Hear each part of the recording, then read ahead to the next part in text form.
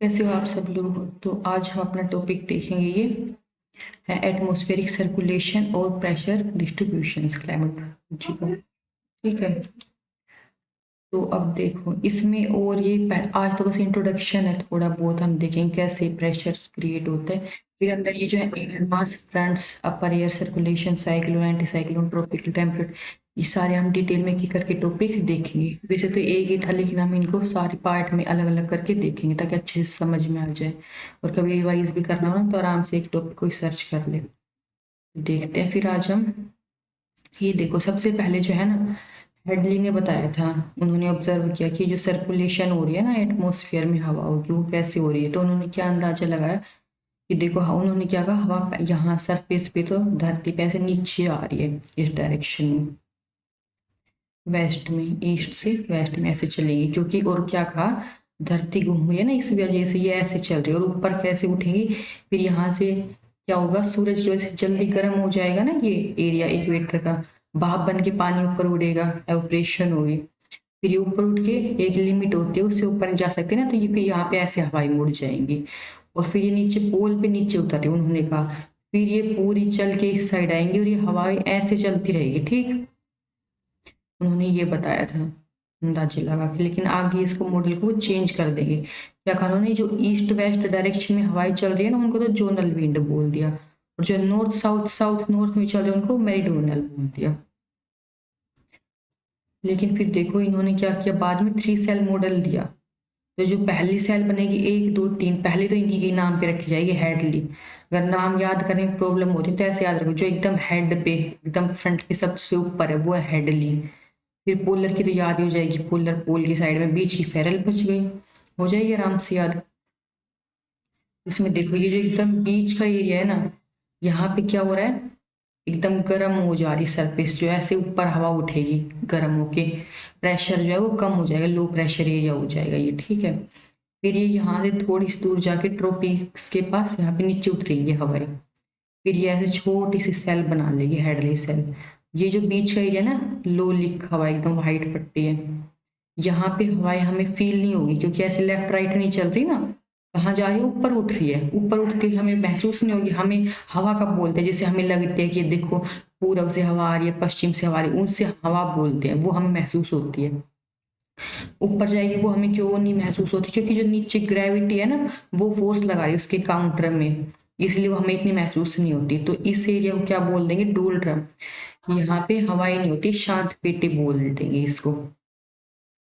फिर देखो ये जो छोटे छोटे एरिया, ये एरो है, ये ऐसे दिख रहे हैं, ये ट्रेड विंड होती है एकदम, ये इस साइड में ऐसे डायरेक्शन में चलेगी। ये देखो ये एरो ऐसे घूम के आ रही है ना, ये नीचे सेल इस साइड में ऐसे घूम के आ रही है, तो उस वजह से इसकी मूवमेंट हो रही है। और थोड़ी टेढ़ी क्यों हो गई, कोरियोलिस फोर्स की वजह से डिफ्लेक्ट हो जाते हैं ना डायरेक्शन, ऐसे एकदम सीधी हम फेंकेंगे, क्योंकि अर्थ मूव कर गई, यानी तो इसे सीधी थी, तो उसकी मूवमेंट की वजह से ये टेढ़ी है यहाँ पे हो गई। फिर ये अगली सेल देखो, फेरल सेल, यहाँ पे क्या हो रहा है, यहाँ पे हाई प्रेशर थी, ये हवा ठंडी होके ऊपर ऐसे नीचे उतर रही थी ना, नीचे उतरेंगी, यहाँ पे भी हमें हवा महसूस नहीं होगी, क्योंकि यहाँ पे हवा नीचे उतर रही है। यहाँ अगर जो साइड में चलती है बस वो महसूस होती है। तो ये जो है ये हाई प्रेशर एरिया हो गया, हॉर्स लैटिट्यूड।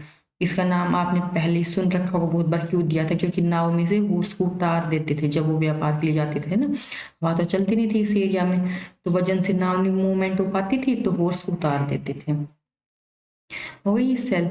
यहाँ से भी देखो, जब यहाँ ऐसे मूवमेंट होगी ना एयर के नीचे, तो यहाँ पे ये वेस्टर्ली जनरेट हो गई, ये भी ट्रेड के लिए बहुत हेल्पफुल होती थी। जैसे कि नाविक ना याद रखते थे कि हाँ इस डायरेक्शन में ये हवा इस साइड हमें नाव ले जाएगी, फिर यहाँ पे ले जाएगी, तो वो बहुत स्टडी करते थे उसमें। फिर देखो सबसे लास्ट में है ये पोलर सेल, यहाँ पे लो, वैसे तो यहाँ पे ठंडा मौसम है, आप कहोगे यहाँ पे क्यों ऊपर उठ रही है, जैसे हम कंपेयर करेंगे ना, यहाँ पे ठंडा यहाँ पे गर्म, इसके मुकाबले में तो ये गर्म ही है ना, तो ये हवा कहाँ जाएगी।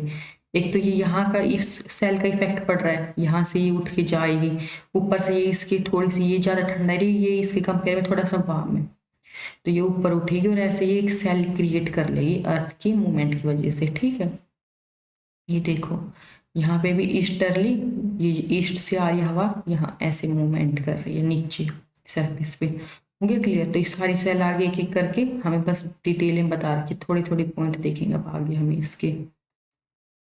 ये सेम वही बात बता रखी है। इक्वेटर पे क्या होगा, बहुत ज़्यादा हीटिंग होती है ना एरिया की, तो ऊपर हवा उठने लग जाती है, लो प्रेशर क्रिएट हो जाता है, ITCZ बोलते हैं। और यहाँ पे क्लाउड की फॉर्मेशन होती है, बारिश होती है, भाप बन गई तो ऊपर बादल बनेंगे, फिर बारिश करेंगे वो, ठीक है।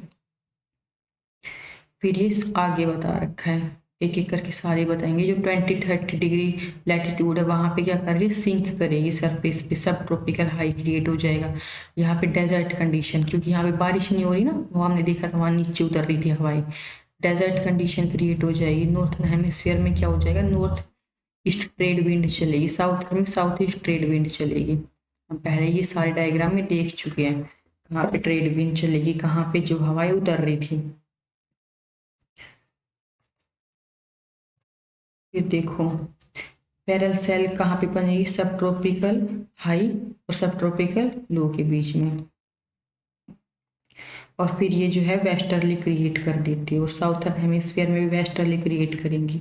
ये नहीं कि एक साइड में, दोनों साइड में सेम चीजें हो रही है दोनों हेमिस्फीयर में। अब आगे ये देखो, फिर लास्ट वाली पोलर यहाँ पे बता रखी है, सेम वही बात जो हम पहले देख चुके हैं।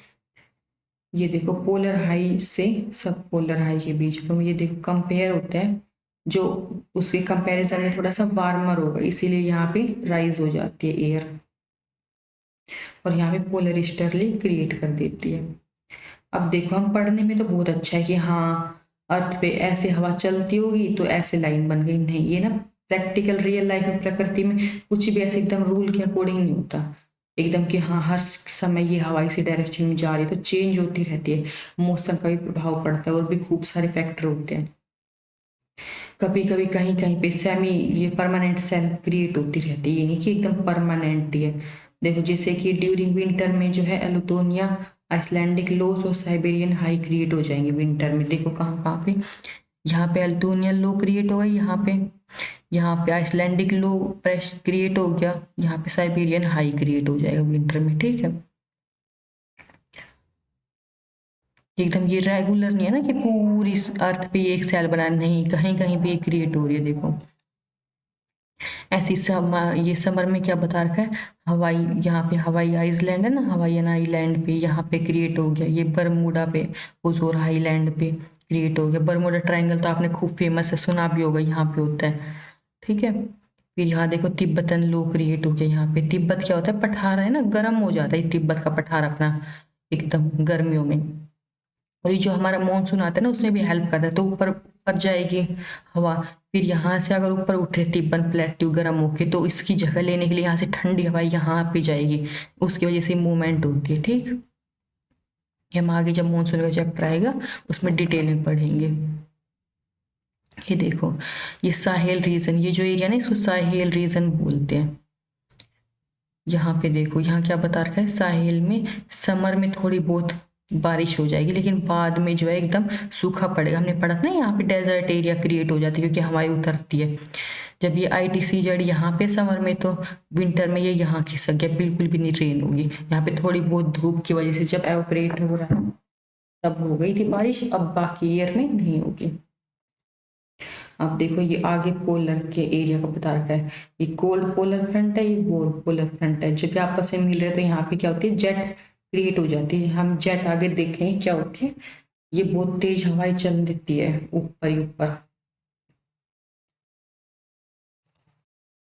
देखो जेट स्ट्रीम्स, ये एकदम ना जैसे ऐसा लगता है ना ऊपर एकदम नदियां बह रही है हवा की बहुत तेज, 9 से 12 किलोमीटर ऊपर होती है सी लेवल से। और इनकी स्पीड जो है ना देखो 180 किलोमीटर प्रति आवर विंटर में होती है, और जो समर होती है ना उसमें कम हो जाती है।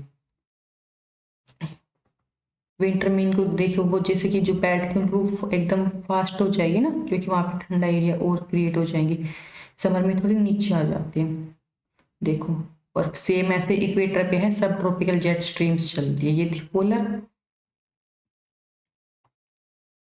फिर देखो ओशन करंट्स भी, ये एयर सर्कुलेशन का इन पे भी प्रभाव पड़ता है, ये भी हम आगे एक चैप्टर डिटेल में करेंगे इनके ऊपर। जिससे हमें याद नहीं रहता ना कहाँ पे कौन सी डायरेक्शन, तो बस हल्का सा ये अंदाजा रखो। देखो ऐसे सारी करंट जाती है इस डायरेक्शन में अर्थ की मूवमेंट की वजह से। ये गर्म है पानी यहाँ पे क्योंकि इक्वेटर यहाँ पे सन पड़ रही है, फिर यहाँ पे देखो लैंड से टकरा के ऐसे कर्ल हो जाएगी, यहाँ ऊपर कर्ल हो जाएगी, फिर ऐसे बना लेगी, और फिर जो ऐसे नीचे की साइड से जाएगी वो कोल्ड करंट होती है। आगे हम ट्रिक्स फिर नेक्स्ट चैप्टर करेंगे इनके ऊपर डिटेल में, तो हम वहाँ पे याद कर लेंगे इनको सबको। और देखो अपवेलिंग क्या होती है। अपवेलिंग ये जैसे यहाँ पे जा रही थी ना, पानी एक जगह से ऊपर ऐसे चला गया हवा की वजह से, तो क्या होगा, जो यहाँ से पानी ऐसे नीचे खिसक गया मान लो, तो नीचे से पानी, ऐसे पानी चल रहा है ना, ऊपर का पानी तो यहाँ आ गया, नीचे का जो पानी है ना वो ऊपर आ जाएगा सरफेस पे, तो उसको क्या बोलेंगे, अपवेलिंग। जब नीचे से ऊपर पानी कवर करने के लिए जगह आ रहा है तो उसको अपवेलिंग बोलेंगे। और इससे क्या होता है ना, बहुत ज़्यादा मछली पालन होता है, क्योंकि नीचे से जो उनका खाने का सामान है, न्यूट्रिशंस वगैरह, वो मार रहा है, वो एक तो ऊपर आएगा, तो फिर मछलियाँ उसको खाने के लिए आएंगी। ठीक, ये भी हम आगे डिटेल में जब ये करेंगे सारे टॉपिक एक कर करके जब देखेंगे। अब तो हम बस ये देख रहे हैं एटमॉस्फेरिक सर्कुलेशन से किस किस पे क्या क्या असर पड़ता है। एक तो देखो 3 लेवल पे बहुत ज़्यादा ये सर्कुलेशन होता है, इंटरट्रॉपिकल जोन ग्लोबल स्केल पे, स्मॉल पे साइक्लोन एंटी साइक्लोन, और ये थोड़े से क्या है 100 और 1000 एरिया को कवर कर लेते, किलोमीटर एरिया को। मीसो स्केल पे थोड़े 10 ऑफ स्क्वायर किलोमीटर को कवर करे, एकदम स्मॉलेस्ट माइक्रो स्केल पे होते हैं। माइक्रो स्केल ये देख लो, जैसे कि एक तो सी ब्रिज, लैंड ब्रिज, दिन में क्या हो रहा है, यहाँ पे ये एरिया गर्म हो गया तो ऊपर चली गई हवा, लो प्रेशर हो गया, फिर इसको कवर करने के लिए यहाँ से हवाएं आएंगी, ये सी ब्रिज होगी, रात में उल्टा हो जाएगा, क्या होगा, ये जल्दी ठंडा हो जाएगा, ये देर में, तो वहां पे समुद्र वो में तो वहां से हवाएं उठेंगी। ठीक है, सेम ऐसे इसमें अगर डायरेक्शन कंफ्यूजन होता है तो याद रखो, जैसे कि मान लो हम दिन में काम करने के लिए ऊपर जा रहे हैं पहाड़ों पे, रात को आराम करने के लिए नीचे आ रहे हैं, ऐसे डायरेक्शन याद कर लो। या फिर उस सी और लैंड की तरह याद कर लो, जैसे दिन में होता है ना, सी से लैंड की तरफ हवा जाती है दिन में, रात में लैंड से सी की तरह, ऐसे कैसे भी याद रख सकते हो कौन सा एरिया, फिर उसके अंदाजे से याद रख लेना कहाँ पे ज़्यादा गर्म हो रहा है। ये ज़्यादा गर्म हो रहा था ऊपर गई तो इसको कवर करने के लिए हवाएं आ गई, ये ज़्यादा गर्म है तो इसको कवर करने के लिए हवाएं यहाँ पे आ रही है। और ऐसे ही और सर्कुलेशन हम डिटेल में आगे पढ़ेंगे, जैसे कि एल नीनो, लाल नील, लो वाल्कर सर्कुलेशन, ये सारी चीजें आगे में की करके डिटेल में आएंगी। बस ये बता रखा है हल्का सा कि ये सब काउंट होते हैं एटमॉस्फेरिक सर्कुलेशन में, इन सब में फर्क पड़ता है, जो हमारे एटमॉस्फेयर में जो भी मूवमेंट हो रही है ना, सर्कुलेशन हो रही है, वो इन सब को आपस में रिलेट करती है। देखो एल नीनो क्या होता है, सी सरफेस टेम्परेचर जो है ना वो नॉर्मल से थोड़ा ज्यादा हो जाता है, ला नीना जो होता है वो सरफेस जो वाटर है थोड़ा सा कम हो जाता है, ये इसके अपोजिट होता है।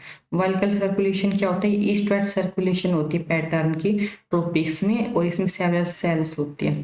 साउथर्न सर्कुलेशन में क्या होता है, ये रिवर्सल होता है, और ये भी एल नीनो से जुड़ा होता है। पैसिफिक डिकेडल ऑस्किलेशन क्या है, ये बहुत डिकेड्स में होता है, कई कई शताब्दियों में ऑस्किलेशन, ये जो है एक बेल्ट बन जाती है। ये भी हम आगे सारी चीजें डिटेल में करेंगे। बस ये था इंट्रोडक्शन था एटमॉस्फेरिक सर्कुलेशन का।